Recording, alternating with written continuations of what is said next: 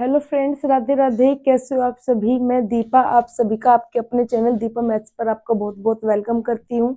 जैसे कि गाइस आप सभी को पता है, दीपा मैथ्स चैनल पर हम जो मैथ्स की कंप्लीट बुक कर रहे हैं, वो भी बिल्कुल chapter wise and type wise. और उसी के साथ साथ जो है हम ग्रुप डी एग्जाम्स की प्रिपरेशन कर रहे हैं। और साथ के साथ ही जो है हम डेली पुलिस एग्जाम्स की जो है प्रीवियस ईयर जो है सेट सोल्व कर रहे हैं। तो आज जो आपके सामने में सेट लेकर का आई हूँ, ये सेट हमारा जो है ग्रुप डी के लिए है। ग्रुप डी का जो सेट है, आज हम 25 के सभी क्वेश्चन जो है बिल्कुल सोर्स मेथड के साथ करेंगे और बिल्कुल जो है इनको समझते हुए एक बाय एक करेंगे।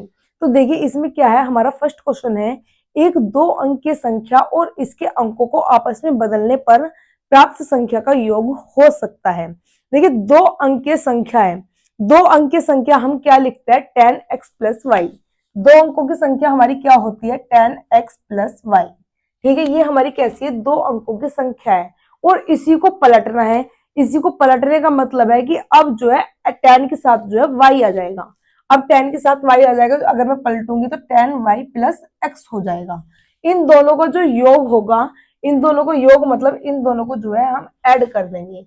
अब देखिए इन दोनों को जो और हमने ऐड करा है, अब वो किसके बराबर होगा। देखिए 10x ये रहा, 1x ये रहा, तो 10 और 1 हो गया 11x। तो ये 11x, 1y ये 10y ये 11y, दोनों में 11 जो है कॉमन हो जाएगा x प्लस वाई। इसका मतलब x प्लस वाई की कोई भी वैल्यू अगर होगी, x प्लस वाई की अगर कोई भी वैल्यू हम रखेंगे, वो 11 का क्या रहेगा, मल्टीपल रहेगा। 11 का क्या रहेगा, मल्टीप्लाई। मानो यहाँ पे 1 और 2 रखती हूँ, 1 और 2 3, तो 11 3 से 33। कोई भी वैल्यू यहाँ पे अगर हम पुट करेंगे तो वो 11 का क्या रहेगा, मल्टीपल रहेगा। 11 का क्या रहना है, वो मल्टीपल रहना है। तो हमें ऑप्शन में ये देख लेना है कि 11 का मल्टीपल इन चारों ऑप्शन में कौन सा है। देखिए 11 का मल्टीपल हमारा ये भी नहीं है, ये भी नहीं है, ये भी नहीं है। 121 जो है वो हमारा 11 का मल्टीपल है। तो हम ऑप्शन को देखते ही 121 जो है इसका योग हो सकता है, क्योंकि ये हमारा जो है 11 का मल्टीपल है। तो 121 इसका जो है बिल्कुल सीधा सीधा आंसर होगा। इसमें हमें बिल्कुल भी ज्यादा अपना दिमाग लगाने की कोई जरूरत नहीं है। बिल्कुल ऑप्शन को देखते हुए हमें सोल्व करना है, बिल्कुल भी टाइम जो है इन सवालों पे वेस्ट नहीं करना है। देखिए नेक्स्ट क्वेश्चन क्या है हमारे पास, वह न्यूनतम संख्या जिसे दुगुना करने पर यह 15, 20 व 25 से पूर्णतः विभाजित हो जाती है। देखिए कोई भी नंबर है, उस नंबर को अगर हम दुगुना करेंगे, जब हम उस नंबर को दुगुना करेंगे तब वो जो दुगुना होकर नंबर हमें मिलेगा, उसमें 15, 20, 25 से जो है वो पूरी पूरी तरह जो है विभाजित होना चाहिए। तो सबसे पहले 15, 20, 25 है, इन्हीं संख्याओं को मैं क्या निकाल लेती हूँ, एलसीएम। जब भी हमसे न्यूनतम संख्या बोलेगा तो हमें क्या निकालना होता है, एलसीएम निकालना होता है। तो 15, 20, 25। देखिए सबसे ज्यादा पहले ट्रिक क्या है, एलसीएम निकालने के बहुत से तरीके के, सबसे छोटा नंबर से एलसीएम निकालना शुरू करना चाहिए। अगर हम बच्चों को सिखाते हैं या हमने 4th 5th क्लास में सीखा है, तो सबसे पहले हमें जो है 2 के टेबल से कटिंग करनी है, फिर 3 के टेबल से कटिंग करनी है, फिर 5 के टेबल से कटिंग करनी है। तो हमें जो है टेबल जो है बिल्कुल न्यूनतम नंबर लेकर के चलने होते हैं। लेकिन अब जो है हमारा इसमें कॉम्पिटिशन लेवल जो है थोड़ा हाई होता जा रहा है, हमारे पास जो है टाइम की जो है कमी होती है एग्जाम्स में। तो हमें एलसीएम निकालने का देखो तरीका क्या है। एलसीएम निकालने का देखो तरीका, सबसे पहले दो तरीके बताती हूँ एलसीएम निकालने के। एक तो यहाँ पे देखो, सबसे पहले हमें देखना है कि ये तीनों नंबर किस नंबर से डिवाइड हो जाएंगे। हमें पता है कि 5 से जो है तीनों नंबर डिवाइड हो रहे हैं। 5 से जब हमारे तीनों नंबर डिवाइड होंगे, ये 3 पे, ये 4 पे, ये 5 पे। अब 3 अपने टेबल से डिवाइड होगा, 4 अपने से, 5 अपने से। तो इनकी जो है आपस में सभी की हम क्या कर देंगे, मल्टीप्लाई। 5 3 जा 15, 15 4 जा 60, 65 जा 300। एक तरीका तो हमारा ये हुआ, ठीक है। तो 300 क्या आ चुका है हमारे पास, एलसीएम आ चुका है। अब इन्होंने देखो क्या कहा था कि दुगुना करने पर, अगर ये हमें कहेगा कि इस नंबर में इतना जोड़ने पर, तो जो भी हमसे कहेगा उसी का हमें उल्टा करना है। उल्टा क्या होता है, आप सभी को पता है, प्लस को जब हम इक्वल टू के इधर लेके जाते हैं तो माइनस में जाता है, माइनस को जब हम इक्वल टू के साइड में लेके जाएंगे तो प्लस में जाएगा, मल्टीप्लाई वाला डिवाइड में जाता है और डिवाइड वाला जो है मल्टीप्लाई में जाता है। तो बिल्कुल सेम यही यूज जो है हमें यहाँ पर करना है। सबसे पहले हमें देखो क्या कहा है, दुगुना करना है। तो दुगुना करना मतलब गुना करना है इसमें। तो गुना की जगह हम क्या कर देंगे, डिवाइड। गुना की जगह क्या कर देंगे हम, डिवाइड। और डिवाइड दुगुना मतलब 2 से गुना करनी थी, तो हम 2 से क्या करेंगे, डिवाइड करेंगे। अगर वो हमसे कहता है कि भाग करना है, तो फिर हम उसमें गुना कर देते हैं। अगर वो हमसे जोड़ने के लिए बोलता तो हम घटा देते, और अगर वो हमसे घटाने के लिए बोलता तो हम जोड़ देते। तो इस तरह के अगर आपको कोई भी क्वेश्चन टपकता है इस तरह के एग्जाम्स में, तो आप जो है उसको इजीली सोल्व कर सकते हैं। तो हमसे दुगने के लिए बात करी थी, तो हमें जो है डिवाइड करना है 2 से। 2 से डिवाइड करूंगी, ये 150 पे डिवाइड हुआ, और 150 जो है इसका बिल्कुल सीधा सीधा आंसर हो जाएगा।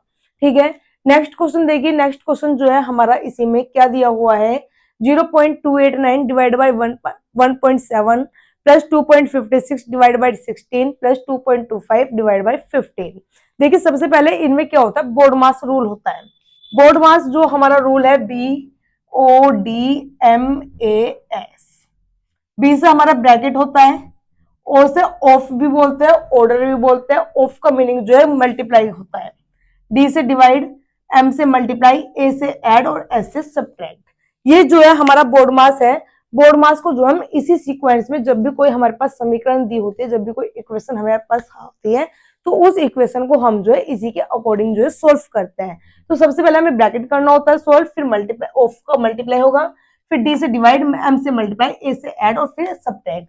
इस सीक्वेंस में जो है हम क्वेश्चन को सोल्व करते हैं। तो देखिए सबसे पहले हमें डिवाइड सोल्व करना है, तो वो सॉरी वो क्या होता है, ब्रैकेट सोल्व करना है। तो ब्रैकेट के लिए देखिए यहाँ पे 3 है, 3 के बाद पॉइंट है, तो मैंने यहाँ क्या लगा दी, 3 जीरो लगा दिए। ठीक, यहाँ 1 के बाद पॉइंट है तो 1 जीरो लगा दिया। यहाँ पे कितने के बाद पॉइंट है, 2 के बाद। यहाँ पे भी कितने के बाद पॉइंट है, 2 के बाद। ठीक, अब ये जो है डिवाइड में आएगा, ये 17 जो है डिवाइड में है, तो 17 से ये कितने पे कटिंग होगी, 17 पे। ये 16 से कटिंग होगी 16 पर, ये 15 से कटिंग होगी 15 पर। ठीक, अब देखिए यहाँ पे हमारे पास ये 1 जीरो से यहाँ भी हमारे पास 1 जीरो कटिंग हो रही है। तो 17 अपॉन में 100 प्लस है 16 अपॉन में 100 प्लस है 15 अपॉन में 100। अब जो है हम पॉइंट लगा सकते हैं, या पहले हम सभी को इनको क्या करना है, ऐड करना है। तो सभी को मैं ऐड करूंगी, 7 और 6 13, 13 और 5 18, कैरी जाएगा 1 2 3 4, अपॉन में कितना आया 100।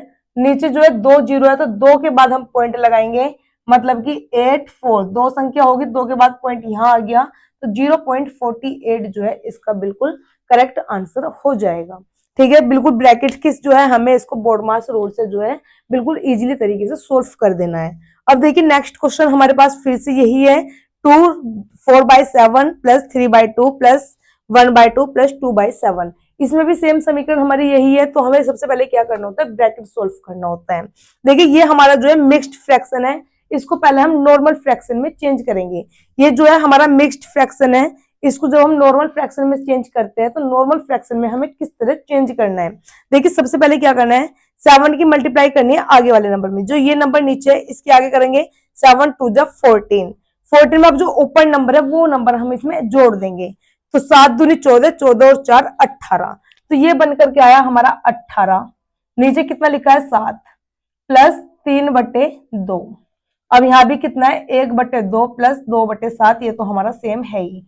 हमें यहाँ पे क्या कर देना है, जब हमारे पास दोनों अलग अलग नंबर है, तो दोनों नंबरों की क्रॉस मल्टीप्लाई कर देनी है, और फिर इनमें अगर ऐड का निशान है तो ऐड कर देंगे, और अगर बीच में घटा का निशान होगा तो घटा कर देंगे। तो देखिए 18 दूनी कितना हुआ 36, और 7 तिया कितना हुआ 21। 36 ये 18 दूनी 36 और 21, और नीचे 7 दूनी 14, आगे बीच में डिवाइड का निशान है, 7 एकम 7 और 2 दूनी 4, और नीचे कितना है 7 दूनी 14 है। ठीक है, अब देखिए इसमें हमें क्या करना है, 14 से 14 तो डिवाइड हो ही जाएगा, 36 और 21 कितना हो जाएगा 57, डिवाइड बाय 7 और 4 11, मतलब 57 डिवाइड बाय 11। तो 11 हमें ऑप्शन नंबर डी में ही मिल रहा है, डिवाइड बाय, ये तो पूरे पूरे हमारे जो है कटिंग हुए नंबर हैं, तो इसका ऑप्शन नंबर जो डी रहेगा वो बिल्कुल करेक्ट आंसर रहेगा, क्योंकि उसमें 11 जो है डिवाइड में है।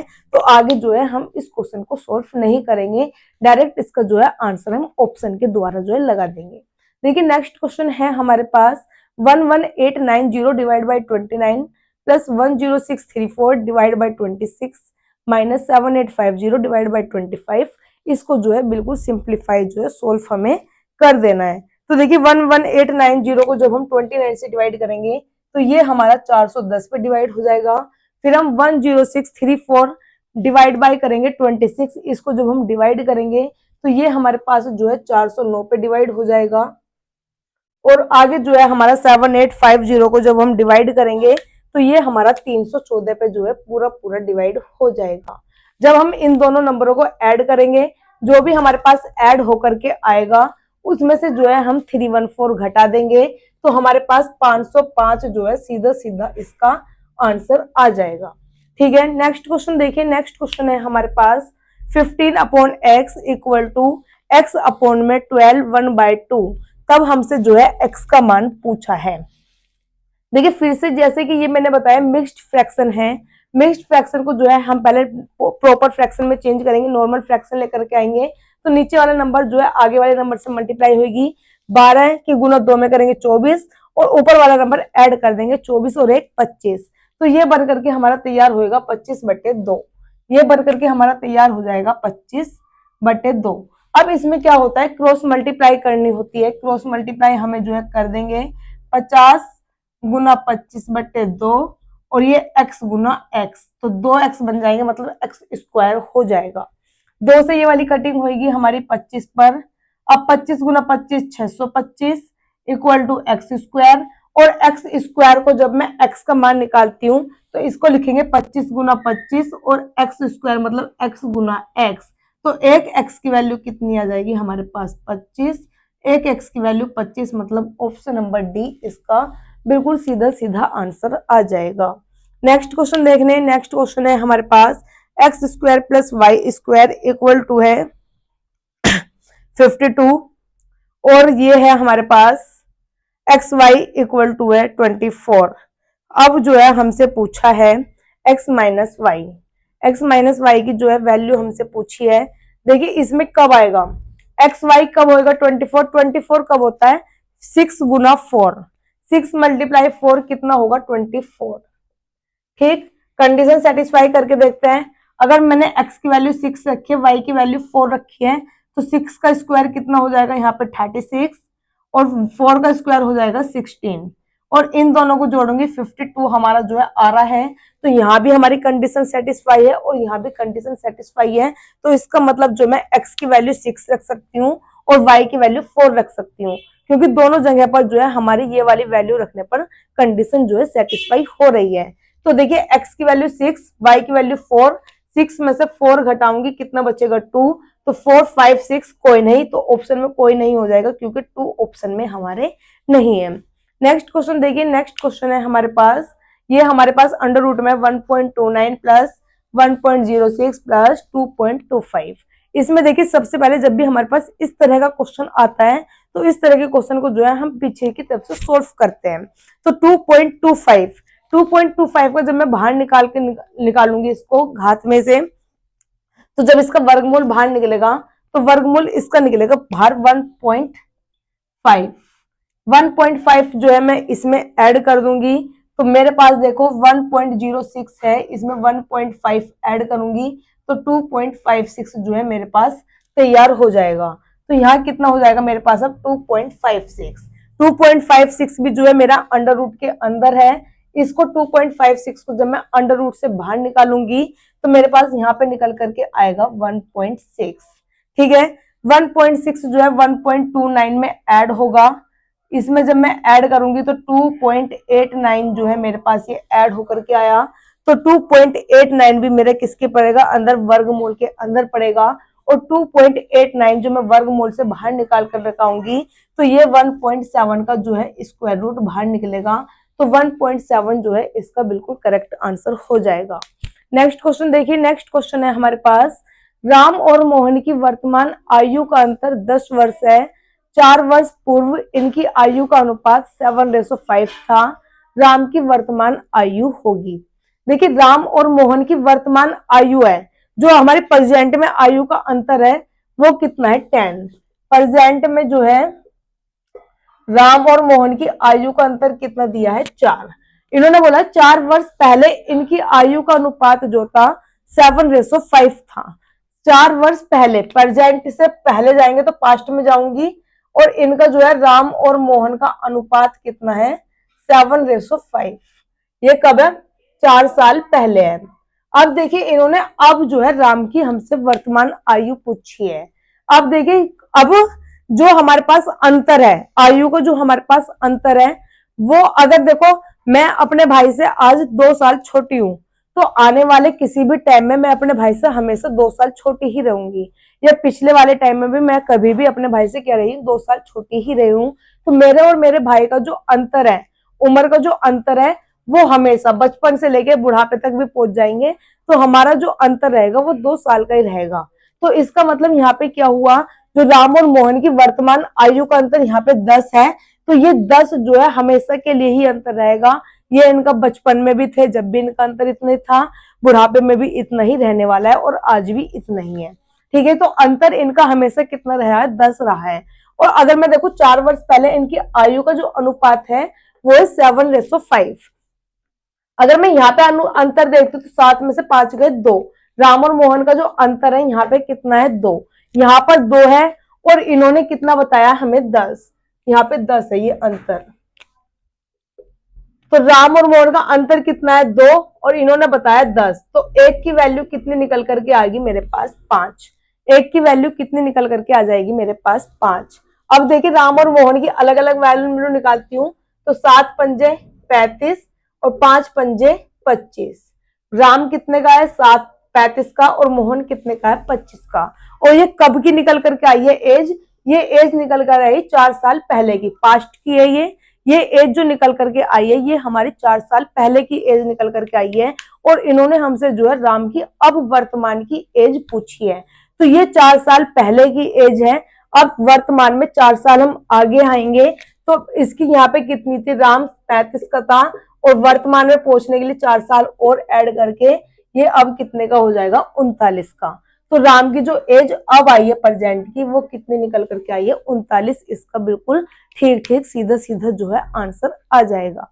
अब देखिए इसमें जो नेक्स्ट क्वेश्चन है हमारे पास 3 और 27 के बीच मध्य अनुपाती बताइए। 3 और 27 के बीच में जो है हमें मध्य अनुपाती बताना है।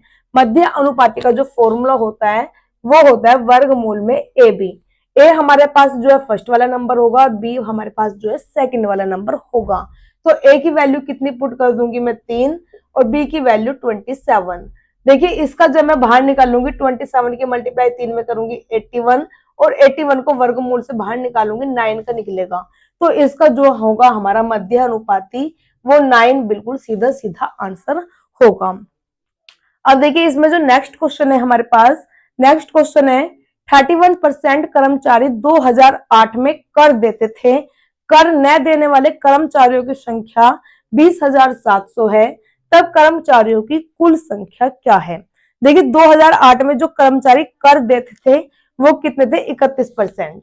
कोई भी चीज अपने आप में 100% है, अगर ये मैंने मार्कर पकड़ा हुआ है ये भी अपने आप में क्या है 100% है। तो कोई भी चीज अपने आप में क्या रहती है 100% रहती है। अब 100% में से 31% जो है कर्मचारी टैक्स दे रहे हैं, कर दे रहे हैं। तो 31% जब कर्मचारी कर दे रहे हैं तो कर कितने परसेंट कर्मचारी नहीं दे रहे होंगे, 100 में से जब 31 कर दे रहे हैं तो जो कर नहीं दे रहे वो होंगे 69%। कर न देने वाले, कर न देने वाले कितने निकल कर आ गए हमारे अकॉर्डिंग 69%। और इन्होंने बोला है कि जो कर नहीं देते हैं, कर न देने वाली संख्या है वो है 20,700। हमारे अकॉर्डिंग 69% है और इन्होंने क्या बोला है 20,700 है। ठीक है, हमसे क्या पूछा कुल संख्या क्या है, कुल संख्या जो है हमने 100% बताई थी, 100% की वैल्यू निकालेंगे तो 20700 69 डिवाइड में आएगा और 100 जो है मल्टीप्लाई में जाएगा। ये हमारा क्रॉस मल्टीप्लाई रूल कहलाता है। 69 से जो है 2073 3 पे कटा, 3 2 0 हमारे पास ये है और 2 0 हमारे पास ये, इसका मतलब 30,000 जो है हमारा इसका बिल्कुल सीधा सीधा आंसर आ जाएगा। नेक्स्ट क्वेश्चन देखिए, नेक्स्ट क्वेश्चन है हमारे पास एक वस्तु का लागत मूल्य है, इसके विक्रय मूल्य का 80% है, लाभ प्रतिशत बताइए। देखिए वस्तु का लागत मूल्य, लागत मूल्य होता है कॉस्ट प्राइस। लागत मूल्य क्या होता है कॉस्ट प्राइस, जिसे बोलते हैं हम क्रय मूल्य। तो क्रय मूल्य कितना है और एक होता है विक्रय मूल्य। विक्रय मूल्य होता है हमारा सेलिंग प्राइस मतलब कि एसपी। तो एक सीपी हुआ, एक हुआ एसपी। इन्होंने कहा है कि एक वस्तु का जो लागत मूल्य है विक्रय मूल्य का 80% है। अब हमें विक्रय मूल्य पता नहीं कि विक्रय मूल्य हमारे पास कितना है, तो विक्रय मूल्य हमने लगाया 100% है। तो विक्रय मूल्य क्या होता है हमारा सेलिंग प्राइस मतलब एसपी। ये अगर हमारे पास 100 है तो कॉस्ट प्राइस इसका जो है 80% है। 100 का 80% होता है 80। ठीक है, कॉस्ट प्राइस होता है हमारा खरीदा हुआ मूल्य है और सेलिंग प्राइस होता है हमारा बेचा हुआ मूल्य है। तो कोई वस्तु हमने जो है 80 रुपए में खरीदी है और उस वस्तु को जो है हमने 100 रुपए में बेच दी है। अब हमारे पास जो लाभ हुआ है, लाभ हुआ कितने रुपए का? 20 रुपए का। जो हमारे पास लाभ हुआ है वो कितना हुआ है? 20 रुपए का हुआ है। और हमसे क्या पूछा है? लाभ प्रतिशत पूछा है। लाभ प्रतिशत जब हम निकालते हैं तो लाभ प्रतिशत कैसे निकालते हैं? देखिए, लाभ अलग होता है, लाभ प्रतिशत अलग होता है, कंफ्यूज नहीं होना है। लाभ कितना है? 20 रुपए का है। तो लाभ प्रतिशत कितना हुआ है? लाभ प्रतिशत का फॉर्मूला क्या है? जितना रुपए का भी लाभ हुआ है वो ऊपर लिखेंगे। जिस पर लाभ हुआ है, लाभ किस पर हुआ है? 80 रुपए पर। लाभ किस पर हुआ है? हमारे पास 80 रुपए पर लाभ हुआ है, वो हमने नीचे लिखा। और प्रतिशत निकालने के लिए 100 से क्या कर देते हैं? गुना। 20 से कटेगा 20 चौका 80, 4 से कटेगा 100, 25 पे। तो 25% जो है हमारा इसका लाभ प्रतिशत हुआ है। तो 25% इसका बिल्कुल सीधा सीधा आंसर होगा। आप इन क्वेश्चंस के जो है स्क्रीनशॉट ले सकते हैं, फिर हम आगे के क्वेश्चंस जो है इसमें कंटिन्यू करेंगे।